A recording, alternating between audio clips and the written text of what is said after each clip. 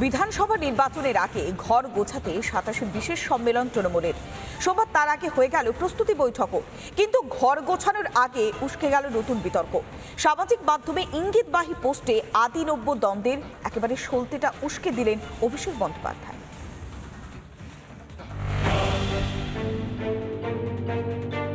হাতে সময় পাক্কা ১ বছর, কিন্তু এর মধ্যেই তৃণমূল শিবিরে বেজে গিয়েছে বিধানসভা নির্বাচনের দামামা।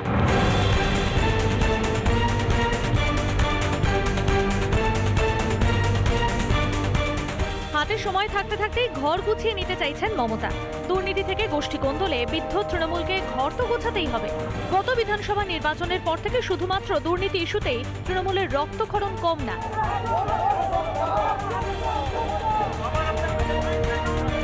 গোষ্ঠী কোন্দলের মাথা ব্যথা তো এতটাই যে প্রকাশ্যে সাবধান করতে হয়েছে খোদ তৃণমূল নেত্রীকে।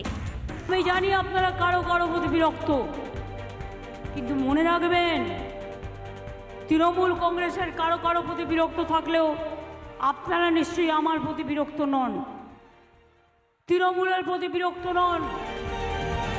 এছাড়া আইপ্যাক নিয়েও গুঞ্জন, আর সে গুঞ্জন ধামাচাপা দেওয়ার চেষ্টাও কিছু কম না। আইপ্যাক আমাদের অনেক ক্ষতি করে দিয়েছে। আইপ্যাক যদি আরো বেশি দিন থাকে, আমাদের দলের ঝগড়া এবং এই টাকা নেওয়া দেওয়া এইসব চলতেই থাকবে। দলের আপনি বলছেন যে ইকুয়েশনগুলো রয়েছে, সমীকরণগুলো রয়েছে, তার মধ্যে আইপ্যাক ঢুকে যাচ্ছে। তাহলে আইপ্যাকের তো নিজস্ব কোনো আদর্শ সমীকরণ কিছুই নেই, তার কারণ ওরা তো একটা কর্পোরেট অফিস। এত কাণ্ডের পর ঘর গোছানোর প্রয়োজন রয়েছে বইকি। ২৭শে ফেব্রুয়ারি তাই রাজ্য সম্মেলনের ডাক। নেতাজি ইন্ডোরে মেগা বৈঠকে ডাকা হয়েছে সংগঠনের সব স্তরের নেতৃত্বকে। সম্মেলনে যোগ দেবেন তৃণমূলের পঞ্চায়েত, ব্লক, জেলা ও রাজ্য স্তরের নেতা নেত্রীরা। ২৬শে রণকৌশল নিয়ে নির্দেশিকা যেমন থাকবে, শোনা যাচ্ছে নতুন কমিটি গঠন হতে পারে বেশ কিছু রদবদলও। আগামী ২৭ ফেব্রুয়ারি তৃণমূলের রাজ্য সম্মেলন থেকেই মূলত নতুন কমিটি ঘোষণা হতে পারে, এমনটা মনে করছে রাজনৈতিক মহল। এবং নির্বাচনী ক্ষেত্রে বারবার বিভিন্ন অভিযোগ উঠে আসছে। দেখা যাচ্ছে যে তৃণমূলের তরফে বক্তব্য, ভুয়ো ভোটার কার্ড, ভুয়ো আধার কার্ড, ভুয়ো ভোটাররা এ রাজ্যে ঢুকে পড়েছে। এই আবহে নেতাজি ইন্ডোরে যে সম্মেলন হতে চলেছে, সেখান থেকে নতুন কমিটি যদি ঘোষণা হয়, তা রাজনৈতিকভাবে বিশেষ বার্তা বহন করবে, এমনটা মনে করছে সংশ্লিষ্ট মহল। এর মধ্যেই সম্মেলনের আগে সোশ্যাল মিডিয়ায় অভিষেকের ইঙ্গিতপূর্ণ পোস্ট। সুনজুর দ্য আর্ট অফ ওয়ার থেকে কোট করে লিখলেন, যিনি লড়াই করতে চান অবশ্যই প্রথমে হিসেব করে নিন কি কি মূল্য চোকাতে হতে পারে। কার বা কাদের উদ্দেশ্যে বার্তা অভিষেকের? দলের নবীন প্রবীণ লড়াইও যে রোজকার চর্চায়। সোমবার বাইপাসের ধারে তৃণমূল ভবনে হয়ে গেল প্রস্তুতি বৈঠকও। উপস্থিত ছিলেন সুব্রত বক্সী, চন্দ্রিমা ভট্টাচার্য, শশী পাজার মতো প্রথম সারির নেতৃত্ব। সূত্রের খবর, পঞ্চায়েত, ব্লক ও জেলা স্তরের হাল হকিকত ঝালাই করে রাখলেন নেতারা। কোন জেলা, কোন ব্লক থেকে কত কর্মী আসছেন, সংগঠনের গুরুত্বপূর্ণ কেউ বাদ পড়লেন কিনা, আলোচনা হলো সেই সব নিয়ে। এবার দেখার ২৭-এর ইন্ডোরের থেকে শতচ্ছিন্ন দলের ফাটলগুলো ঢাকতে ঠিক কি কি বার্তা দেন তৃণমূল নেত্রী। রিপাবলিক বাংলা। চিকিৎসকদের জন্য কল্পতরু হওয়ার চেষ্টা করলেন বটে, কিন্তু জুনিয়র চিকিৎসকদের যতটা সম্ভব দূরে রেখেই অভয় আন্দোলনে যারা ছিলেন তাদেরকে বাদ রাখা হয়েছে। এক কথায় যারা আন্দোলনের মুখ ছিলেন তারা বাদ ছিলেন প্রায় সবাই।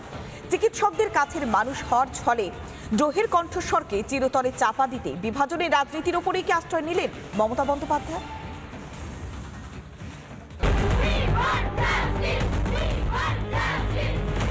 আমি intern, house staff, post graduate trainee, post doctorate trainee সবার জন্য ১০,০০০ টাকা করে বাড়িয়ে দেওয়ার ব্যবস্থা করলাম।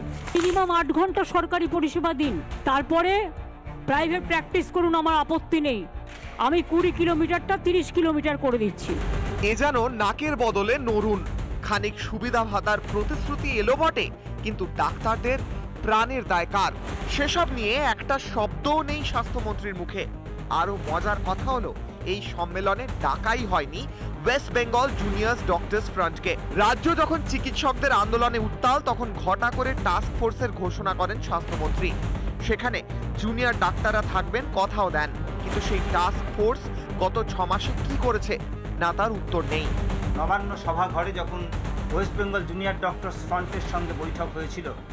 সেই বৈঠকে প্রতিশ্রুতি দিয়েছিলেন যে টাস্ক ফোর্স গঠিত হবে পশ্চিমবঙ্গে এবং সেই টাস্ক ফোর্সে সরকারি প্রশাসনের কর্তারা থাকবেন, ওয়েস্ট বেঙ্গল জুনিয়র ডক্টরস ফ্রন্টের অর্থাৎ জুনিয়র ডাক্তারদের প্রতিনিধি থাকবেন, মহিলা ডাক্তার প্রতিনিধিরা থাকবেন। কিন্তু গত 6 মাসে এই টাস্ক ফোর্সের একটা বৈঠকও করলেন না।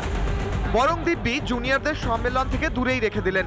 জুনিয়রদের প্রশ্ন সামলাতে পারবেন না ভেবেই কি অভয়ের জন্য লড়াই চলাকালীন রাজ্য দেখেছে স্বাস্থ্যমন্ত্রী বনাম জুনিয়র চিকিৎসকদের স্নায়ুর লড়াই।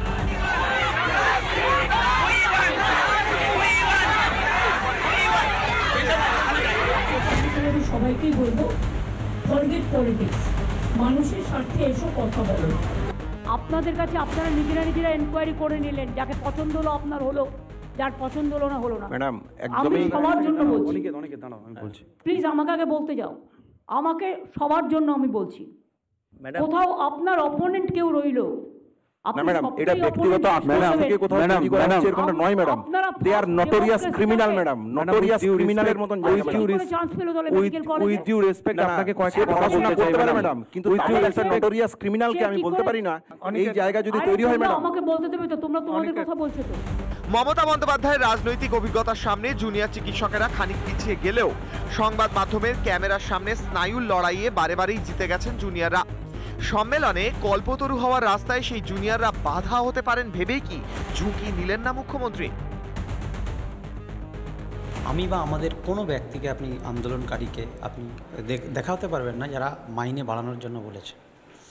তাহলে আন্দোলনের প্রেক্ষাপট এবং তার থেকে উঠে আসা দাবি, সেগুলো নিয়ে আজকের আলোচনা সভায় ডিসকাশন হোক, এটা আমরা চেয়েছিলাম।